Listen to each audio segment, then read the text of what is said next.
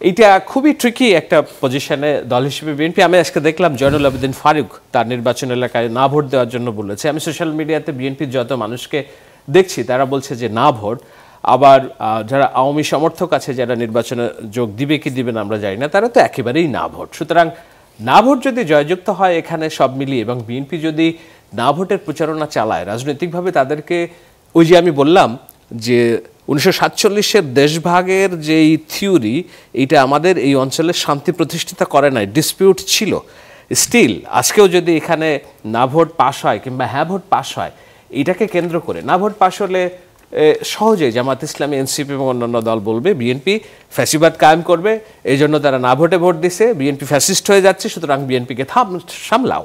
নির্বাচনের দিন গণভোটটা হচ্ছে, আপনার কি মনে হয় বিএনপি এই গণভোটে না ক্যাম্পেইনে যাওয়ার যৌক্তিকতাগুলো আছে?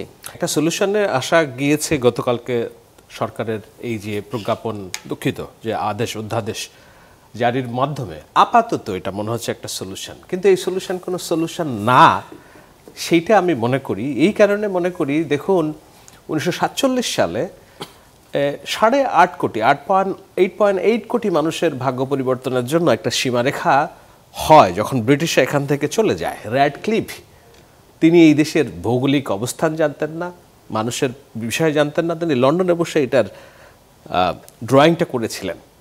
সেখান থেকে কি ওই সীমারেখার দ্বন্দ্ব আমরা এখনো পর্যন্ত বয়ে বেড়াচ্ছি না? এখনো আমার পঞ্চগড়ে দহগ্রাম ছিটমহল এটা ভারতের অধীনে না? সিকিম কি দখল হয়ে যায় না? হায়দ্রাবাদ কি দখল হয়ে যায় না? জম্মু কাশ্মীর কি দখল হয়ে যায় না? লক্ষ লক্ষ মানুষ কি প্রাণ যায় না? আজকে আমি যেটা দেখি, আমার কারোর প্রতি দোষারোপ কিংবা অন্য ছাড়া আমি ওরকমই দেখি যে কোনোভাবে গোজামিল দিয়ে একটা সীমারেখা টেনে দেওয়া হয়েছে, যেই সব বিধিবিধান গণভোটের মধ্যে অন্তর্ভুক্ত করা হয়েছে এবং যে প্রক্রিয়ায় এইটার অধ্যাদেশ জারি করা হয়েছে, প্রজ্ঞাপন জারি না করে। অধ্যাদেশ জারি করতে পারেন রাষ্ট্রপতি একমাত্র 93 বলে, কিন্তু এখানে বলা হয়েছে যে জনগণের অভিপ্রায়ের বলে অধ্যাদেশ। এটার কোনো আইনগত ভিত্তি থাকার কথা না। আপনি বলবেন যে অভ্যুত্থান তো আইন মেনে হয়নি, এটা একটা বাস্তবতা।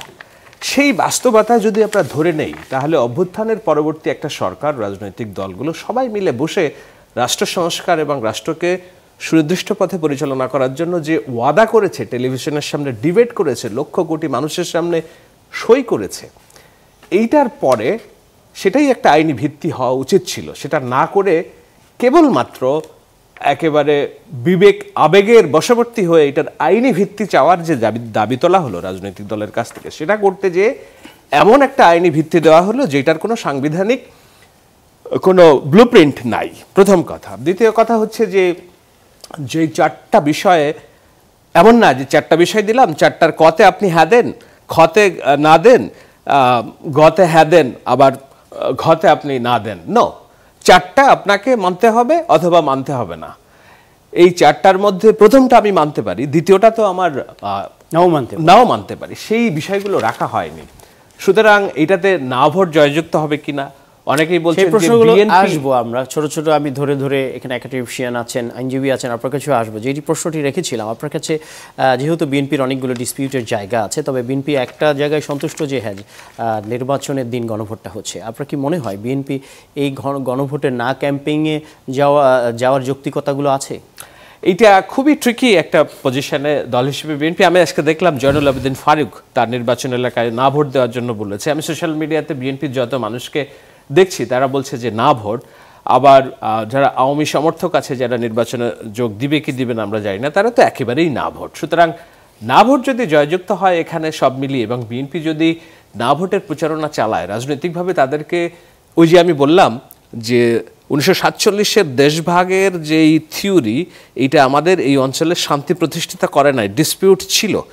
স্টিল আজকেও যদি এখানে না ভোট পাশ হয় কিংবা হ্যাঁ ভোট পাশ হয়, এটাকে কেন্দ্র করে না ভোট পাশ হলে সহজেই জামাত ইসলামী, এনসিপি এবং অন্যান্য দল বলবে বিএনপি ফ্যাসিবাদ কায়েম করবে, এই জন্য তারা না ভোটে ভোট দিছে, বিএনপি ফ্যাসিস্ট হয়ে যাচ্ছে, সুতরাং বিএনপিকে সামলাও। আর হ্যাঁ ভোট জয়যুক্ত হলে বিএনপি ওই বাধ্যবাধকতার মধ্যে পড়বে যেখানে সাংবিধানিক প্রতিষ্ঠানসমূহের নিয়োগ, যেখানে অ্যাবসার্ড বিষয়, ধরেন দুর্নীতি দমন কমিশন, নির্বাচন কমিশন, ন্যায়পাল এবং অন্যান্য বিষয়ে নিয়োগ দেওয়ার জন্য বলা হচ্ছে যে যার ম্যাক্সিমাম সদস্য থাকবে বিরোধী দল থেকে, এবং বলছে নিরপেক্ষ। আচ্ছা আপনি বলেন তো দেখি, আমাদের মধ্যে কে নিরপেক্ষ? নিরপেক্ষ বলে শব্দটা কোনভাবে আপনি দেখেন?